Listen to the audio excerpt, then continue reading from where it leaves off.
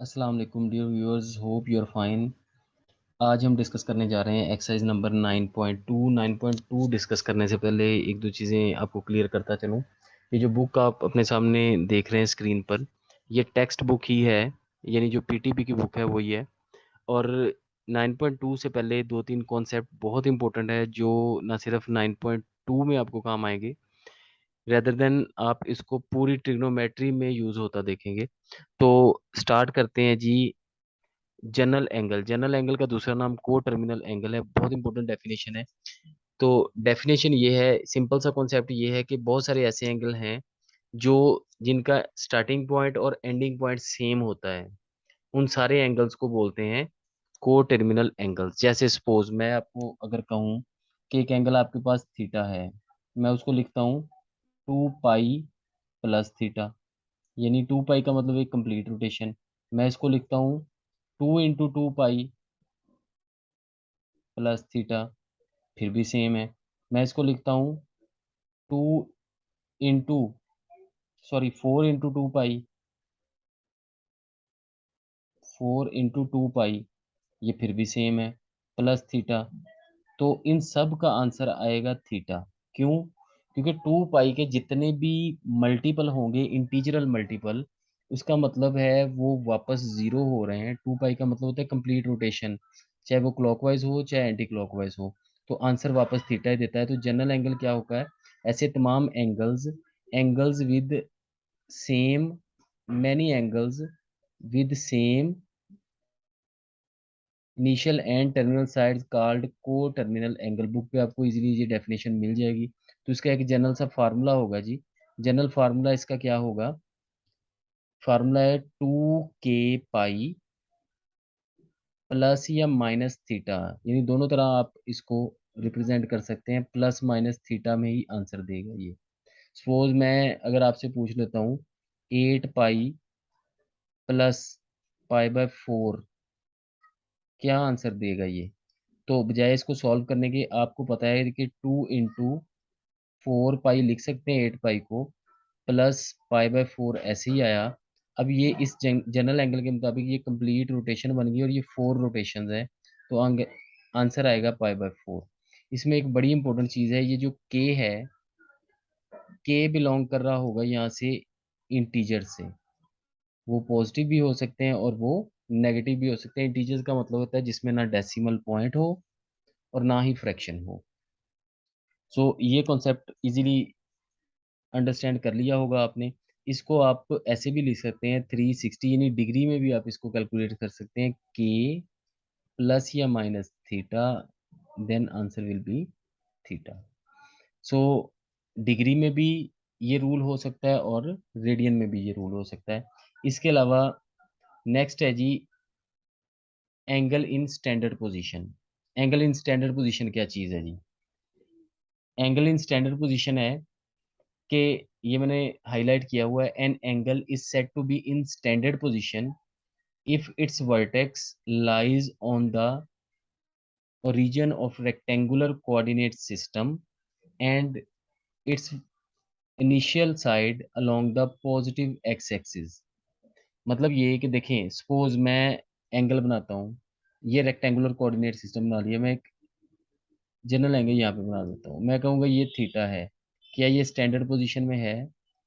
Definitely ये standard position में नहीं है।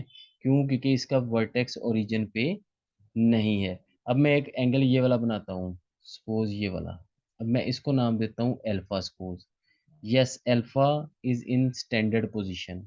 और एक और बात याद रखिएगा कि टर्मिनल आर्म जिस भी क्वाड्रेंट में होगा, एंगल उसी क्वाड्रेंट में लाई करता है। सपोज मैं एंगल ये वाला बना देता हूँ बीटा, तो इसका मतलब ये है कि बीटा सेकंड क्वाड्रेंट में लाई करेगा।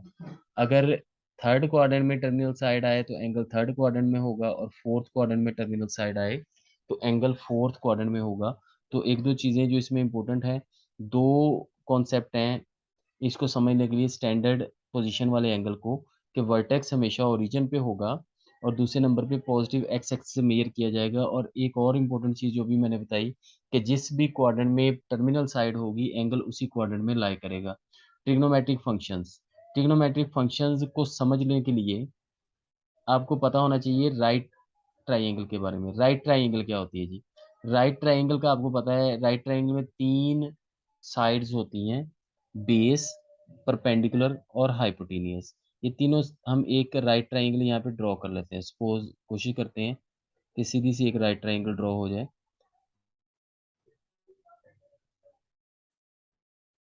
फिर आपको मैं इसको चीज़ों को बताने की कोशिश करता हूँ इसमें।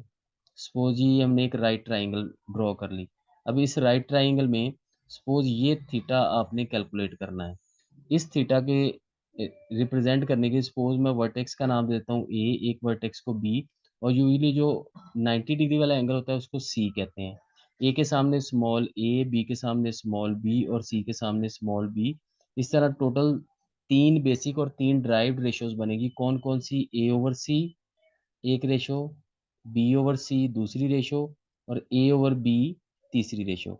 इसी तरह फिर तीन ड्राइव्ड बनेगी इसकी, सी ओवर ए यानी रेसिप्रोकल ले लिया, C over B and B over ए।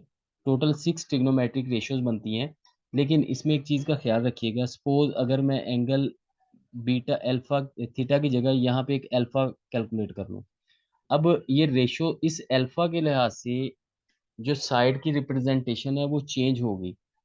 ये वाली जो थीटा के लिहाज से ये साइड है ना, ये एडजेसेंट साइड है, एडजेसेंट बोलते हैं। और थीटा के अकॉर्डिंग ये जो सामने वाली साइड है इसको ऑपोजिट साइड बोलते हैं। हाइपोटेनियस चेंज नहीं होता। लेकिन अल्फा के अकॉर्डिंग ए जो है वो एडजेसेंट है और बी जो है वो ऑपोजिट साइड है। अब टोटल ट्रिग्नोमेट्रिक रेशियो जो है वो बेसिक तीन है, तीन ड्राइव्ड है। तो ये तीन जो बेसिक है वो यहाँ पे मैंने रिप्रेजेंट पहले से कर रखी हैं। एक है जी साइन थीटा, ए ओवर सी यानी ऑपोजिट ओवर हाइपोटेनियस। एक होता है cos theta, base over hypotenuse. एक होता है tan theta, perpendicular over base. इसी तरह तीन ही इसकी ड्राइव्ड है।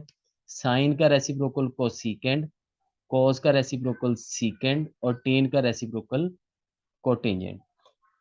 नेक्स्ट जी कॉन्सेप्ट है trigonometric function in any angle.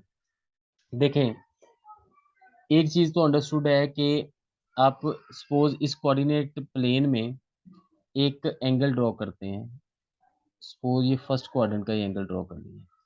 अब इसमें अगर इसकी रिप्रेजेंटेशन बनाएं, एक वाई एक्सिस वाली लाइन, ये वाई हो गया, ये एक्स हो गया, और इसको सपोज आर कह लेते हैं, यानी हाइपोटेनियस जो आर है। अगर ये फर्स्ट क्वाड्रेंट में बने तो एक्स भी पॉजिटिव एंड वाई भी पॉजिटिव। अगर यही सेकंड क्वाड्रेंट में बन जाए तो इसका मतलब ये होगा कि एक्स तो नेगेटिव हो जाएगा, वाई पॉजिटिव रहेगा, और आर हमेशा आर, क्योंकि लेंथ होती है हाइपोटेनियस है, ये रिप्रेजेंट करता है लेंथ को, इसलिए ये कभी भी नेगेटिव नहीं हो सकता। नेक्स्ट अगर थर्ड में बन जाए यही वाला एंगल, तो थर्ड क्वाड्रेंट के लिए क्या होगा? एक्स नेगेटिव और इसमें वाई भी नेगेटिव हो जाएगा। आप देख रहे हैं वाई भी नेगेटिव। और अगर फोर्थ में यही बन जाए तो फोर्थ क्वाड्रेंट के लिए एक्स पॉजिटिव और वाई नेगेटिव। यही वजह है कि फर्स्ट क्वाड्रेंट में जो रेशो होती है वो ऑल पॉजिटिव होते हैं, क्योंकि एक्स भी पॉजिटिव है, वाई भी पॉजिटिव, आर भी पॉजिटिव। तो जितनी भी रेशियोज बनेगी फर्स्ट क्वाड्रेंट में ऑल पॉजिटिव ही आएंगी। सेकंड क्वाड्रेंट में अगर बात करें, सेकंड क्वाड्रेंट में वाई पॉजिटिव है, यानी साइन थीटा की रेशियो होती है ऑपोजिट। ये एंगल बन रहा है यहाँ पे, ये थीटा ऑपोजिट यानी वाई ओवर आर, तो ये पॉजिटिव ही रहेगा। यानी साइन और इसका रेसिप्रोकल कोसिकेंड पॉजिटिव रहेंगे। इसी तरह इसको चेक करेंगे तो टेन और रेसिप्रोकल कोटेंजेंट पॉजिटिव रहेंगे। इसी तरह इसको चेक करेंगे, थीटा आएगा साथ रख के, कॉज और सीकेंड ये दोनों पॉजिटिव रहेंगे, बाकी सारे नेगेटिव होते जाएंगे। नेक्स्ट है जी fundamental law of fundamental identities. Fundamental identities आपके पास तीन है। Fundamental identities of trigonometry, sine square theta plus cos square theta is equal to one, book पे आपको मिल जाएगी। One plus tan square theta is equal to secant square theta, और one plus cot square theta is equal to cosecant square theta. इसमें से किसी एक को अभी हम डिस्कस कर लेते हैं।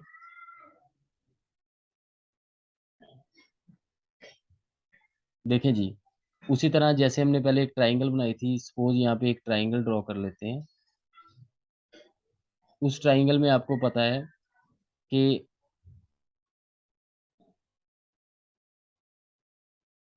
एक परपेंडिकुलर होगा, एक बेस होगा और एक हाइपोटेन्यूस होगा। सपोज ये ट्राइंगल बन गई। इसमें एंगल जो हम ले रहे हैं, ये वाला एंगल ले रहे हैं थीटा। सपोज ये ए है, ये बी है और ये सी है। कोई एक हम प्रूव कर रहे हैं यहाँ पे, बाकी इजीली आप लोग बुक से देख सकते हैं प्रूव हुआ है। ए के सामने स्मॉल ए, बी के सामने स्मॉल बी और सी के सामने small C. From diagram, from figure, C square is equal to A square plus B square by Pythagoras theorem. अब डिवाइड कर देते हैं, डिवाइडिंग बाय सी स्केयर। सबको सी स्केयर पे डिवाइड कर देते हैं, तो ये आ जाएगा जी, सी स्केयर को सी स्केयर पे डिवाइड करेंगे, ए स्केयर को सी स्केयर पे डिवाइड करेंगे, प्लस बी स्केयर को सी स्केयर पे डिवाइड करेंगे। तो ये आपके पास आ जाएगा 1 = a/c होल स्केयर। लिख सकते हैं, लहदा लहदा स्केयर है, plus b/c whole square. a/c means perpendicular over hypotenuse, तो a/c आपके पास आंसर आएगा साइन स्केयर थीटा। तो 1 = sine square theta plus b/c means base adjacent divided by hypotenuse, so answer will be a cos square theta. Sine square theta is equal to cos square theta is equal to 1। अब ये एक important चीज आप याद रखिएगा, suppose मैं अगर आपसे पूछ लूँ question, sine square 81π/31 plus cos square 81π/31, answer क्या होगा? तो डेफिनेटली इसका आंसर 1 ही होगा। अगर एंगल सेम हो, वो एंगल कुछ भी हो सकते हैं, एंगल सेम हो तो आंसर हमेशा 1 ही देगा। दोनों एंगल आप देख रहे हैं, एंगल सेम है तो आंसर हमेशा इसका 1 ही रहेगा।